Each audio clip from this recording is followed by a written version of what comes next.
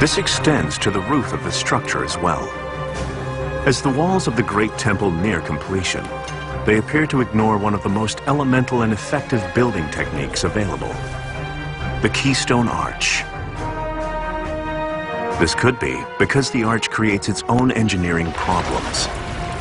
Everyone knows that the arch is a wonderful structural device. It's very efficient, it's used all over the place. But it does have some downsides. And one of the downsides that the arch has is that in order to work, it has to resist big pushes out at the end. So if I have an arch like this, it wants to go like that, and it pushes out like my elbows are going out there. And so you need to apply large horizontal thrusts at the end.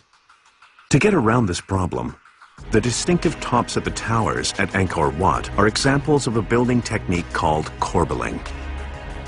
Corbelling is a technique that anyone with small kids with blocks will have seen in action many times, and it involves the placing of a block and then another one slightly offset from it, another one slightly offset from it, to a point where the thing begins to span out. Unlike European structures such as cathedrals, whose roofs had to span large spaces, Khmer architecture favors corridors and small meeting rooms. This made corbelling a viable alternative.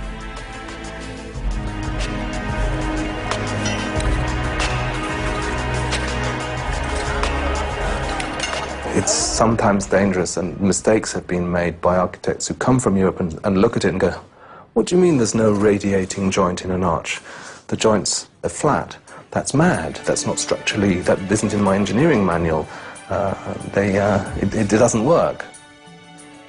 Wait a minute, we've got the biggest stone temple in the world. Nobody else has built anything bigger.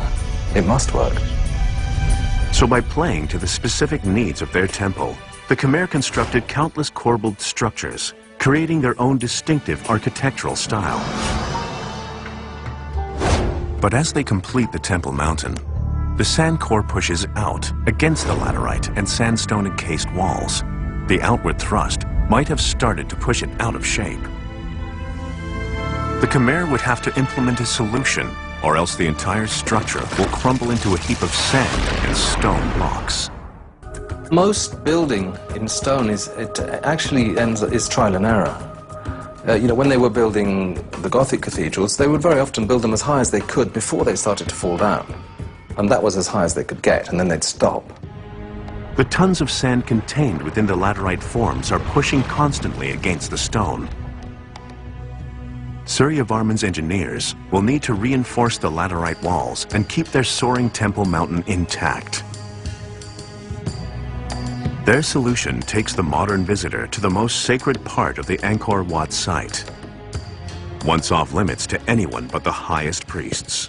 These steps must rank amongst the steepest in the world, and it would have been very, very hard for an old priest or an old king even to get up them. In fact, one has to go up them almost pigeon-toed to make it to the top. But on the right and the left-hand sides, there are these great buttresses, and these buttresses are almost certainly weight-bearing to take the enormous thrust of the weight of the stone and to distribute it as you come down so that the building would in fact last, and last it has, for almost 1,000 years. At almost exactly the same time that the French architects of Chartres used their flying buttresses, Khmer engineers adopt a similar principle. Thrust met by counter-thrust, half a world away in Southeast Asia. Yet before visitors to the site see the soaring Temple Mountain, they must first cross its famous moat. Damien Evans argues that the moat and temple are in fact two separate feats of engineering. You have the construction of the temple, which would have itself taken probably decades and involved hundreds of thousands of people. And then all around outside of that temple, you have an equally impressive feat, which is the construction of this moat. And again, would have involved the labor of hundreds of thousands of people over the course of many decades. Now that the moat has been completed, like the temple walls, it will be lined with sandstone. However, these blocks are even larger, and workers have to line both the inside and outside perimeters with a beautiful stone, transported from the Kulin Hills, then moved into place. So you can imagine the amount of effort and energy that would have been involved in bringing these enormous stones down from such a distance down to the edge of this moat. It really is truly one of the most amazing engineering feats in human history. From the moat to the roof, the Khmer used sandstone everywhere. The famous corbelling now visible on the insides of the temple is topped on the outside by these interlocking roof stones. Modern-day restoration work reveals how the Khmer tailored their roofing techniques to the monsoon climate, where water posed an ongoing threat to the structure's survival. Now let's have a look on the... Previous attempts to renovate show the dangers of applying Western methods of construction to such a resolutely Eastern building. Back in the 1980s, after a major restoration to the temple, the roof stones were re-erected and then sealed together with cement to keep the rains out. Unfortunately, that solution caused the corrosive chemicals in the cement to bleed into the temple, threatening some of its famous bas-reliefs. The most important of which is the great tableau known as the Churning of the Sea of Milk. In it, the gods and the demons vie for immortality, each side tugging at the end of a serpent wrapped around a mountain. At the center is Vishnu, protector of Suryavarman. By pulling for 1,000 years, the gods and demons rotate the mountain, stirring up the elixir of life from the bottom of the ocean. The action creates the Apsaras, who occupy the upper sections of the relief. So this great tableau is presented within one gallery that is arguably the finest work of ancient Khmer sculpture. The problem is that the roof system over this precious bas-relief leaks, carrying with it damaging salts and water and light and biological growth and the like.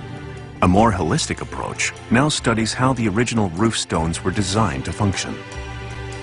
Conservationist Long Neri describes the internal drainage system built within the roof to whisk water away from the structure.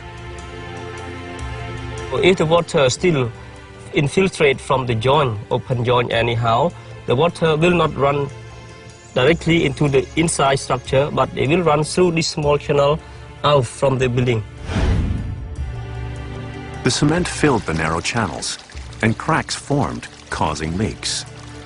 They had a major problem on their hands.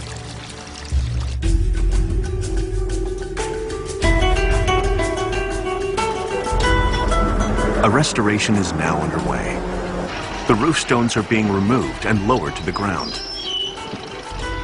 They show evidence of scaling and salts damage. At nearby workstations, the stones are individually cleaned and the faulty mortar removed, restoring the original channels. Repairs are made and the stone itself sealed to protect it from the elements. Eventually, the stones will be lifted back into place. A fitting legacy to the brilliance of Khmer building techniques, which has lasted for centuries.